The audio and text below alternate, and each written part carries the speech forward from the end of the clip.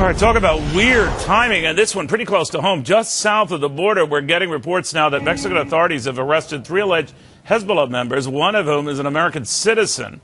The news coming as America marks, of course, the anniversary of the September 11th attacks. Count Joe Lieberman worried. Senator, what do you make of this?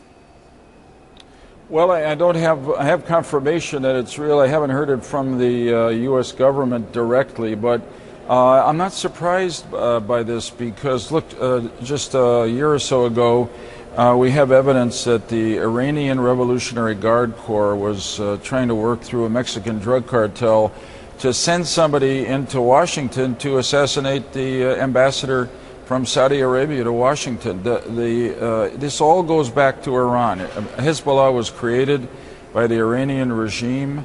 They're now spreading out across the globe in ways that they didn't do up until about a year or two ago. They were just around Lebanon and working against Israel. So this seems very credible to me. I'm grateful to the Mexican authorities for grabbing these guys and turning one of them, who's an American apparently, over to U.S. authorities. You know what people worry about, Senator? I know you were ahead of the curve on this idea that we might have made it harder for bad guys to get here through the legal means or the way that all the 9/11 hijackers did.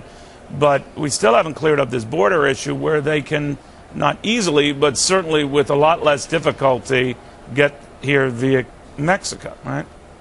Yeah, Neil, you're absolutely right. This is something I've been worried about for a long time because obviously a lot of people cross the border from Mexico illegally, mostly for purposes of coming to America to get a job. But the drug cartels and the so-called coyotes who hold up people to take them over the border are pretty good at evading our defenses, even though they've improved. And to me, it's been a major worry, which we're trying in our way to defend against, that the terrorists would use the Mexican border and not any of the normal points of entry, which are really hardened now to get into America and do us damage. And of course, I worry that these Hezbollah-related people who were apprehended in Mexico had exactly that in mind.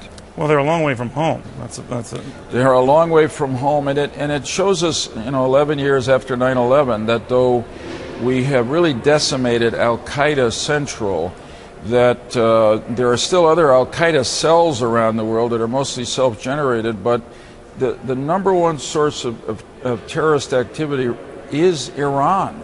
Yeah. And it's spreading out across the globe close to our home. So, well, speaking of that region, then, Senator, you've heard these reports that the president has passed up a meeting with Israel's Benjamin Netanyahu during the UN General Assembly next month. And a lot of people have said that's another slap in the face. We're getting sort of different accounts of this. Bottom line, they're not going to be meeting. What do you make of that? I think it's a shame and a mistake, and I gather that the White House is saying that it's a scheduling problem, but this relationship between the U.S. and Israel is one of the closest in the world. It's one of our closest allies, and obviously it is a critical time in that relationship because of the Iranian nuclear weapons development program.